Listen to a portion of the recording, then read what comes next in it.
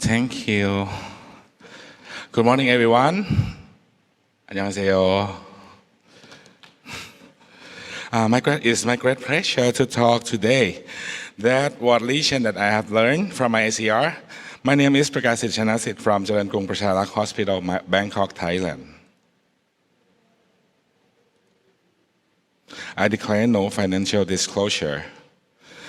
There are so many treatment options for massive irreparable rotator cuff tear, from arthroscopic debridement to the reverse.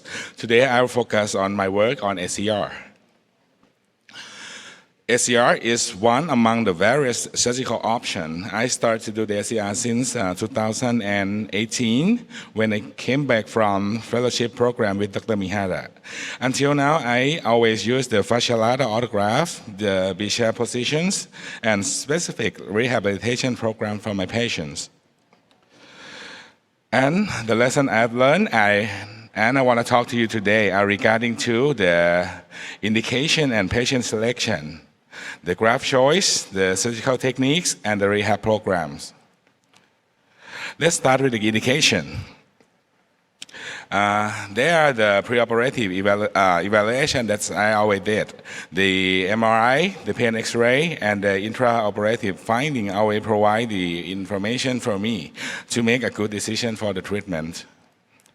Now my indication for the SCR is below 70 years old patient with active lifestyle, present with massive irreparable rotator cuff tear, Hamada grade 3 and lower, clinical pain and weakness, and also the pseudoparesis is still okay for me to do the SCR. Here's my algorithm for massive rotator cuff tear surgical treatment that published in ARCOS 2022 books. Now I use this algorithm. Those are about my indication for SCR. Next, my graft choice. As I said before, I always use the fascia lata autograft for my SCR. And this is the reason why I use it. We all know that every single type of the graft have their own specific biomechanic and biologic property, including the elasticity, stiffness, thickness, and cell induction and integration property. Now I prefer thick, stiff, and biologic graft. And the best choice for me now is more than 6 millimeter thick, well-prepared fascia lata autograft. This is Dr. Mihara's presentation in last month's ISA-KSES meeting in Boston. He also think at the same way. Actually, I think as him, not he think as me. I will show the way I harvest and prepare the fascia lata autograft. The key point is I always include the lateral intermuscular septum in my graft. Normally, the fascia lata anatomy is thin on the front and thicker in the back. So we try to make the front side thicker by reinforcement of the septum. We cut the intermuscular septum off the posterior side of the graft, then patch and suture it on the front of the graft. Make it equal in terms of the thickness, then fold it, the distal part off to cover it and make it more thicker. After all the process, you will have a thick graft more than 6 millimeters as you wish.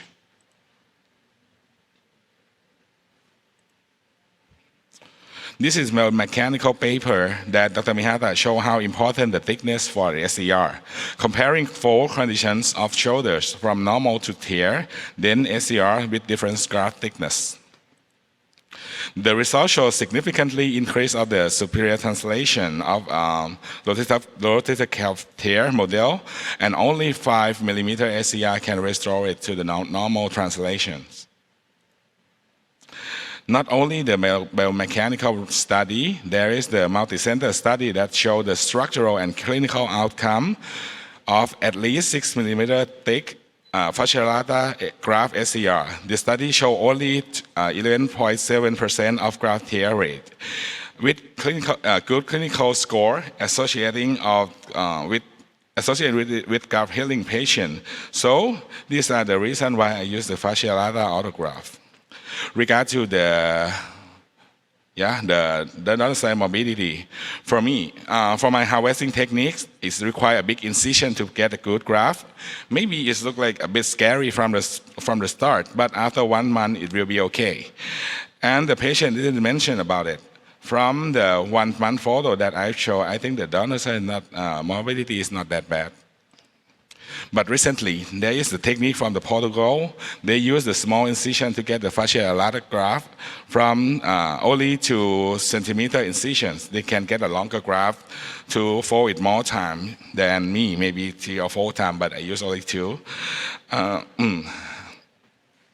But we know that even they can get the fascia lata graft, but in the distal thigh is maybe become the IT band, and we don't have the information about its biomechanical property right now, so I will wait and see. This is also the important part to talk, the surgical techniques. The lesson I learned from my very first cases in SCR is too tired to do it alone. So I recommend 2 surgical setup and 2 team of surgeons. One do the arthroscopy and the other do the graft harvesting. With the team, you can save at least 1 hour of the operative time. As we are familiar with the rotator cuff surgery already, the additional step for SCR are the graft harvesting, glenoid anchor placement, and insertion of the graft into the subacromial space. I would like to present my bead chair graft taking position preparation. I use the graft on the contralateral thigh. The first team prepared the shoulder for the arthroscopy. The second team exposed the contralateral thigh with slight flexion and internal rotation as shown in the photo, then fix it with the tape. The tip is the position is not too much flex. Internal rotation is helpful, and go lower to get the thicker graft because the lateral intermuscular septum is a bit posterior position from the lateral side of thigh. The other difficult thing is to put the thick graft into the subacromial space that we know that the 8mm graft is very thick, right? The traction is helpful to make a wider subacromial space, either bead chair or lateral positions. Now I use no syringe technique. Extend the lateral portal for another 5mm, while leading suture, the green one, from the nasal portal. Pull 8 glenoid suture through the graft and leave the humeral head suture. Put the 4 shuttle suture at the lateral end of the graft. Then shuttle the graft through the extended lateral portal, tie the glenoid notch, shuttle the humeral head suture through the graft from under to the top side, then tie in the humeral head notch and secure with the lateral roll. With this technique, I can avoid the messy, kinky suture like Dr. Nam An showed in his picture and make the operation faster.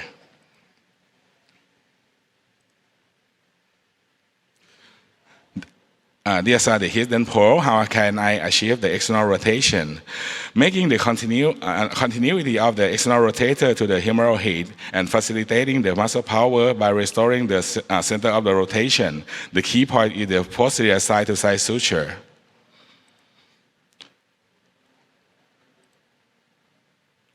From case series of Dr. Mihata of 100 SCR patients, there is a significant improvement of the active external rotation after did the SCR. Here's a video that shows the good external rotations.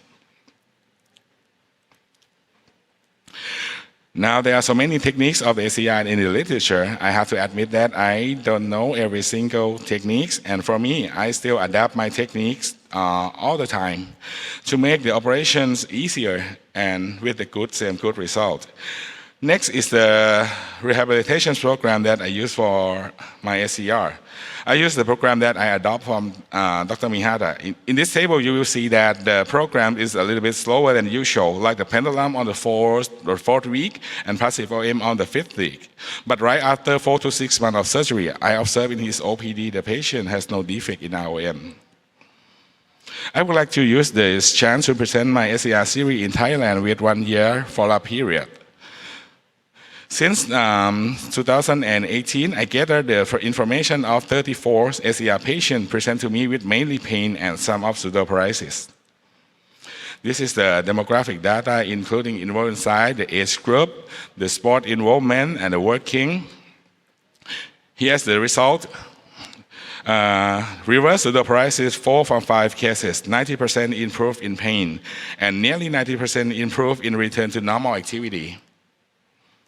I also had 2 graft tear with pain and 6 patients that limit range of motion after 1 year. So my conclusion, I've got 34 cases of SCR, 30 cases at 1 year follow-up, 90% improved in pain relief, reverse pseudoparesis for 80%, and 23 of unfavorable case, 1 graft tear with pseudoparesis treated with reverse total shoulder arthroplasty. So for my little experience, I have a lesson that I would like to share, that my indication and my patient selection get my 80 to 90% of favorable result regarding to pain relief and return to activity. My graft choice still the fasciolata autograft because the stiff, the thickness, and it's biologic. My surgical techniques still adapt in every single case, but I will not do it alone again. Go and get your team, like Captain America said, Avenger Assemble. And I prefer the slower program for rehabilitation, but aware of the stiffness. Thank you for your attention.